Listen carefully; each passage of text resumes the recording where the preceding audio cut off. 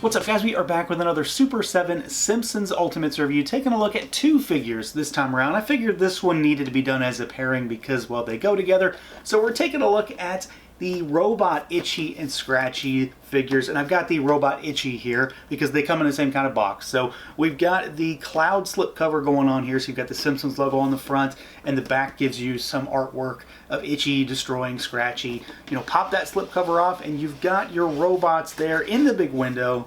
More of that cloud motif that wraps around, and then of course the back gives you a shot of the box's respective character, as well as that little file card info about the episode that they appeared in, and then that original air date. So let's do it. Let's pull them out and take a look. And here we go, out of the package, our Ultimates Robot Itchy and Scratchy. Again, we're getting the robots before we get the regular versions, just like we're getting Deep Space Homer before regular Homer. But I think these guys actually play to the strengths of Ultimates pretty well. They are weird designs, and they are definitely different than the norm. So let's see what these guys can do, see how they move around. They are the exact same when it comes to articulation. There's no differences here. So I'm going to move Itchy aside, and we'll use Scratchy as our guinea pig. So we've got a head that can look up really, really well. Neither of them can look down really well, though. Despite the fact that it has the hinge for it, there's something on both that gets in the way, and it's basically the bottom of the mouth. We've got full rotation there. Not really any tilt, like there's a little bit, but it's minor at best. Arms out at the shoulders. They've got these weird like tube arms. And then of course they rotate. We've got swiveling elbows, but really, really good range. They still get, you know, basically 90. They can go backwards too if you need that for some reason. The wrists have really nice range also, so they can go all the way up, which really does help when they're kind of reaching across themselves. And then you've got swivel there also. Now, it's a boxy looking robot, so it has a boxy chest, and it is quite literally a box. So it swivels, and that is it. You're going to get swivel there. Legs are, of course, really spindly and weird looking too, so they just go forward all the way, backwards all the way. No thigh cut, as you can see, and it's quite obvious why. We've got hinges at the knees, so full 90 degrees forward if you ever have a need for that, and backwards. And then you've got hinges down at the ankles. No rocker or anything because there's like a bar going through it, so there's not really any way to make that work all that well. And then they do have tails, and both of them are just ball pegs, so they have a little shimmy in and out and side to side, and then they rotate. So these guys, they play to the strengths of Ultimates pretty well, I think, in terms of sizing and how they are put together. They are a little bit limited in articulation because of, well, it's just because of the design. Similar to how Homer is big and fat in that astronaut suit, so he has a little bit limited range. These guys have limited range just because of how they're put together. They're weird, very boxy, you know, antiquated style of robots, so they don't do a whole lot, but honestly, I think they move pretty well, and there are no real problems posing them or getting them to stand. None of my joints were stuck or anything like that, so I'm pretty happy with the way they turned out. They are just, of course, you know, slightly different from what you might have expected from other Ultimates in different waves. The visuals, however, is one of the areas where I think these figures truly shine. It's the visuals and the accessories that they bring to the table. Because I kind of knew going into this that these were, I mean, they're boxy robots. They're probably not going to have a diaphragm cut. They're likely weren't going to have a thigh cut because of those weird legs.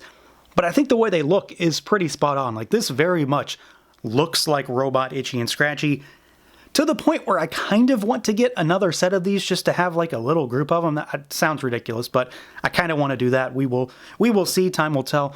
They are very, very similar figures, but they are different. Of course, Scratchy is taller. They have different heads, but the overall construction is exactly the same. The torsos are different also when it comes to what they look like. So there's not a ton of paint on these guys. There's some. You know, you've got this the blue arms and everything like that. You've got the little dials on their chest. And then, of course, you've got the painted eyes, painted pupils, and then the painted tongue, nose, and the ears on Itchy in particular. But it's the size and, like, the boxiness of these figures that I really like. That sounds kind of ridiculous. I like these really boxy robot figures, but they look like they jumped right out of the show. And that's what I'm just hopeful for with every single figure in this line, is that they look like the cartoon. That's what I want them for. They don't need to be the most dynamic thing on my shelf. They need to look right. And I think they really got the details here. Just the overall spindly design of these legs. I mean, they're really weird looking. These are not legs that you expect to find on just about any modern action figure, but that's what they look like, so that's what they are. the overall shape of the heads. Everything looks oversized and kind of exaggerated because, of course, these are big, big figures, and we'll do some size comparisons. They're probably bigger than you think they're going to be. But these are big, slightly menacing looking, very murderous robots. And I'm pretty happy with the way they turned out. There's not a great deal to talk about here because they are kind of basic figures in their design, in their shape, because again, boxy, kind of spindly legs, tube arms, but it's the heads that really sell it. They very much look like Itchy and Scratchy as robots, of course. And then what paint these guys do have, because I guess they don't really need a whole lot, honestly, is pretty cleanly applied. I don't have too many issues to speak of, and I just like the way they look. I think they're going to look, well, ridiculous, but really, really cool in the background of a Simpsons display. Now, as far as some size comparisons go, here is a shot of our two robots with Homer from the same wave, so you can get an idea of exactly how big these are. Itchy is the smaller of the two, but his ears make him almost as tall as Scratchy. But Scratchy, of course, looks a little bit bigger just because of proportions, where the torso is, and things like that. Let's move him aside, and here is Optimus Prime Ultimates.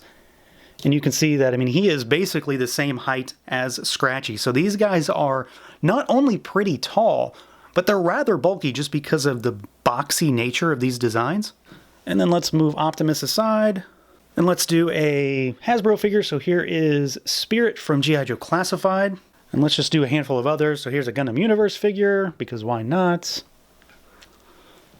There's our God Gundam. And then here's a Marvel Legends figure. There is US Agent. He's a slightly larger but not big Legends figure.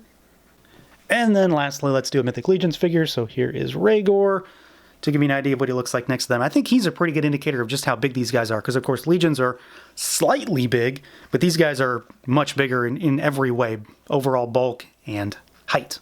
Now, as far as accessories goes, both of these figures are pretty well stacked. I would say Scratchy has a little bit more. He's definitely got the coolest accessory between the two, but there's a lot of stuff here. And if you're buying one, you're buying both, I'm sure, right? So to start with, I'm going to talk about what they share, and then we'll talk about the stuff that is a little bit more unique. So with both figures, we get a set of gripping hands. Of course, they're different, but they're the same thing because they have these sort of wide open hands. They are kind of awkward when using the accessories, but they fit just fine. You just have to kind of work at it. They just aren't normal hands, basically. Both of them come with an axe. Both of them come with a very cartoony mallet. Both of them come with a chainsaw. And both of them come with a Tommy gun. So this is all stuff that goes in line with Itchy and Scratchy with this particular episode.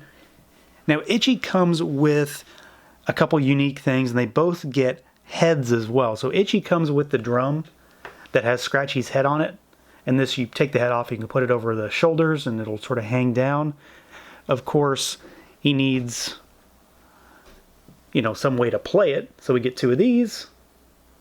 Big fat drumsticks with like the padding on the end. So you've got those, and he can hold these in both hands. They do work just fine, despite, the fact that I said it is kind of awkward for those hands. Scratchy gets a few extra things. So Scratchy gets the axe that turns into a robot, the ones that have legs. So this becomes its own little buddy figure. So you got one of these, and I just really like that from just a goofy idea perspective. We get a knife, and we get the most amazing accessory thus far in the Simpsons Ultimates. Accessory of the Year material right here. We get everybody's favorite Bort license plate, because of course that's one of the big things in this episode, where they of course ran out of Bort license plates, because it's a super common name, right? So you get a little Bort license plate. It doesn't necessarily matter in the context of these two specifically. I don't really necessarily need it for them, but I'd love to have this to put with a Bart figure one day. I think that'd be great. And then they both come with extra heads, and this is where I have sort of some confusion on these figures, because these are the heads that they come with. They come with what look like more of the same. They're not like this in the box, but they come with heads that look exactly the same. So this is, the Itchy head, and they have removable parts. So this is another thing from the show. So you've got the circuitry in there. You can take his ears off, and you can see inside. So we've got that. And then Scratchy's is the same, except it's the front of his face. which I like Scratchy's a little bit better just because it looks slightly more horrifying from, you know, a child cartoon perspective. But what's really weird, and what I'd love to know for sure, is why we got two of the exact same expressions, because, you know, I don't know for sure, but there's a possibility that these heads here are the exact same head. They have the seam lines all in the same spot. It's the same amount of parts. One's, you know, sealed shut versus one being left open. I would have much rather just had the removable, you know, face heads be used as the standard head, and then give us a different expression. I know that's not the biggest thing for these two when it comes to characters, but I probably could have done something. It is kind of weird, though. I figure at the bare minimum, you know, this could have been the only head they had if they really only wanted the same expression. But then again, we do get some extra options. You can have these, you know, piled up around the feet of your robots if you want to have, like, you know, sort of like the pile at the end where there's a bunch of broken down robots. So maybe that's what one of the ideas is for. But either way, a lot of stuff here, you know, a lot of weaponry that's going to go really well with some of these figures in general. This is, of course, you know, the star of the show. I love it. I love everything about it. I support everything Bort related. So they come with a lot of cool stuff. The heads are still a little bit on the confusing side for me, but a lot of good stuff here. So yeah, overall, really happy with these two.